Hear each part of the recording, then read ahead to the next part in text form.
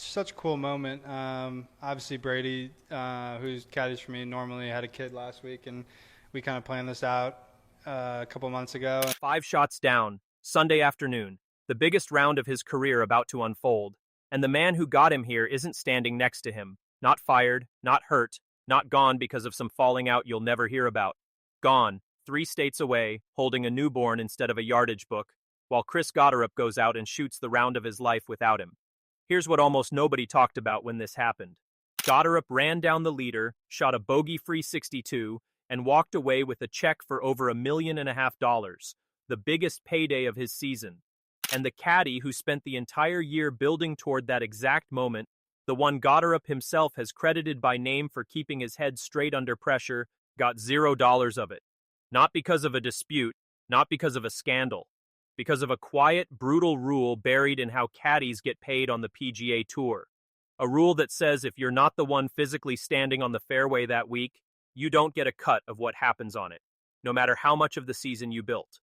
In the next few minutes, I'm going to show you exactly how that rule works, why it just cost one of the best caddies in golf a life-changing payday, and why the exact same thing could be about to happen to somebody else's caddy on some random Sunday very soon. By the time this is over, you will not watch a caddy hug his player on the 18th green the same way again. If you want to see how this plays out for the rest of Gotterup's season, subscribe now, because we're tracking it. Part 1. The Player. If you've watched golf even casually over the last 12 months, you already know the name. Chris Gotterup. But the guy who just became a 5-time PGA Tour winner is not the guy who was scraping around the fringes of professional golf a few years ago. Gotterup finished his college career at Oklahoma and picked up a sponsor exemption into the John Deere Classic back in 2022, the same tournament that 3 years later would hand him one of the most emotional wins of his career.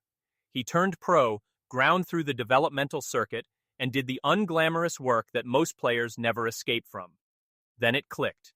It clicked at the 2025 Genesis Scottish Open, where Gotterup went shot for shot with Rory McIlroy, the biggest name in the sport, and beat him. Straight up, no fluke, no back nine collapse from the leader. He just played better. That win put him on the map. What happened next put him in a different tier entirely. In the 12 months that followed, Gotterup won 4 times on the PGA Tour. 3 of those wins came in the 2026 season alone, the Sony Open in Hawaii, the WM Phoenix Open, and then, on the 4th of July weekend, the John Deere Classic. That third 2026 win was also his 5th PGA Tour title overall, and it lifted him to number 7 in the world. Here's the number that should stop you.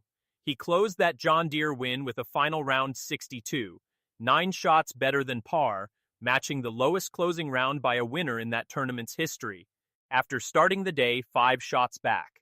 That's not a hot streak. That's a player who has figured something out that most of the field hasn't. He didn't even get the trip to the Ryder Cup out of it. Captain Keegan Bradley left him off the 2025 U.S. team despite the McIlroy win. Gotterup said publicly he holds no grudge, that it lit a fire under him instead. Whatever the mechanism, the result speaks for itself. 195th in the world to number 7 in about 2 years. So no, this isn't a story about a guy who got lucky for a weekend. This is a player who has genuinely arrived, which is exactly why the person standing next to him matters so much. Part 2. The Man Who Wasn't on the Bag. His name is Brady Stockton, and if you don't know it yet, you will by the time we're done here. Stockton isn't some guy who wandered onto tour with a golf bag and a rain jacket. He's a former professional golfer himself, Arizona State, won PGA Tour start of his own back in 2006 at the Waste Management Phoenix Open, of all events. He's carried for major champions before landing with Gotterup. He knows exactly what it feels like to stand over a putt with the leaderboard tightening and his own heartbeat in his ears. That's precisely why Gotterup leans on him the way he does. This isn't a hand-me-the-7-iron and step-back arrangement. Gotterup has said outright that Stockton's value is strategic, course management, club selection under pressure, and most of all, keeping him mentally locked in when a round starts to slip. After the Sony Open win, Gotterup gave Stockton direct credit for keeping him clear-headed. In a sport where one intrusive thought on the back nine can cost you a tournament, that's about as high a compliment as a player can give a caddy. So here's the tension. At the biggest, most dramatic win of Gotterup's career, a 5-shot final round comeback, a closing 62, a rival finding the water on the 72nd hole to hand him the title, Stockton wasn't there, because a week earlier, his wife had given birth. Gotterup's older brother Patrick stepped in. The two of them had actually planned it months in advance, not as a crisis measure, but as something they'd been looking forward to. "We were just planning on having a fun week," Gotterup said afterward, "and obviously try to come win, but to have it actually happen is really cool and just a special moment that we'll never forget." When the putt dropped, Chris buried his face in his brother's shoulder on the practice green. That moment was real. It was also, underneath the emotion, a snapshot of something the golf world doesn't like to look at directly. Part 3. What a caddy actually has on the line. Here's the number that turns this from a heartwarming story into an uncomfortable one. Gotterup's winner's share at the John Deere Classic was $1,584,000. On the tour standard structure, caddies typically earn somewhere in the range of 5 to 10% for a win, negotiated privately between player and caddy. A payday of that size can mean a 6-figure week for whoever is carrying the bag. That's not a bonus. For most caddies, that's the difference between an average year and a career year.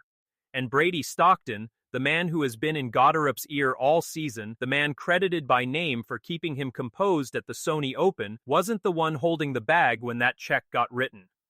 Nobody is saying Stockton did anything but the right thing. He chose to be with his family in the days after his child was born, and by every account, that decision was mutual, planned, and entirely amicable between him and Gotterup. There's no dispute here, no demand, no refusal, no rift, just a family that welcomed a baby during the same week the man he works for had the best round of his career. But strip away the sentiment for a second and look at the mechanics of the job itself. Golf is one of the only major sports where the support staff's entire income is performance-based, week to week, with no salary floor, no league-mandated benefits, and, outside of a private handshake agreement, often no paternity leave built into the arrangement at all. A caddy doesn't get paid when he's not on the bag. There's no injured reserve. There's no parental leave policy handed down by the tour.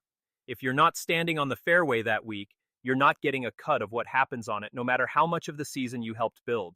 That's the real tension sitting inside that hug on the practice green. Two brothers, genuinely emotional, sharing a moment neither of them will forget. And just off camera, a caddy at home with a newborn, missing out on what might turn out to be the single biggest payday of his client's season, because professional golf still hasn't figured out how to build a safety net under the people who make these runs possible in the first place. Part 4. The system nobody talks about. This is where the story stops being about one player and one caddy and starts being about the entire sport. The Association of Professional Tour Caddies has spent years pushing for clearer standards, better transparency around pay structures, more consistency in how bonus tournaments and team events get split, and yes, some kind of framework for exactly the situation Stockton just lived through. Right now, all of it still runs almost entirely on private handshake deals between player and caddy. There's no league-wide minimum. There's no standard severance if a player switches caddies mid-season. There's no guaranteed continuity of pay if a caddy has to step away for something as ordinary and as important as the birth of his own child. Most weeks, that invisibility doesn't matter, because most weeks aren't life-changing. This one was. Gotterup's John Deere win was worth more than $1.5 million and vaulted him into the top 10 in the world. It's the kind of week that, in almost any other high-earning profession, would come with some kind of continuity plan for the people closest to the person cashing the check. In golf, it just doesn't, unless the player and caddy have quietly worked something out between themselves, and we don't know, and it's not really our business to know, whether Gotterup and Stockton have. What we do know is this: Stockton made the right call for his family, without hesitation, and Gotterup and his brother made the most of the week regardless. Nobody in this story did anything wrong. That's actually what makes it worth talking about. You don't need a villain for a system to have a blind spot. You just need one ordinary happy event, a baby being born, to land in exactly the wrong week, and suddenly you can see the gap in the floor that's been there the whole time. Part 5. Where this goes from here. So where does Gotterup's story go next? On the golf course, the answer is easy. He's a top 10 player in the world heading into the Genesis Scottish Open, where he's the defending champion, and then straight into the Open Championship. At 26 years old, with 5 PGA Tour titles and a win over Rory McIlroy already on his resume, there's a real conversation starting about whether this is the start of a genuine major run. Off the course, the more interesting question is whether Brady Stockton is back on the bag for that stretch, and whether this season, quietly, becomes the moment more players and caddies start writing actual continuity plans into their private arrangements, instead of leaving it to a handshake and good faith. Nobody's demanding anything here. Nobody's been refused anything. But the next time you watch a player hoist a trophy, look one step to the side. The person who isn't there that week might be the person who got him there in the first place. What do you think? Should the tour or the players' associations be pushing for some kind of standard leave policy for caddies? Or is this the kind of thing that should always stay a private arrangement between player and caddy? Let me know in the comments and subscribe if you want to see how the rest of Gotterup's major season plays out.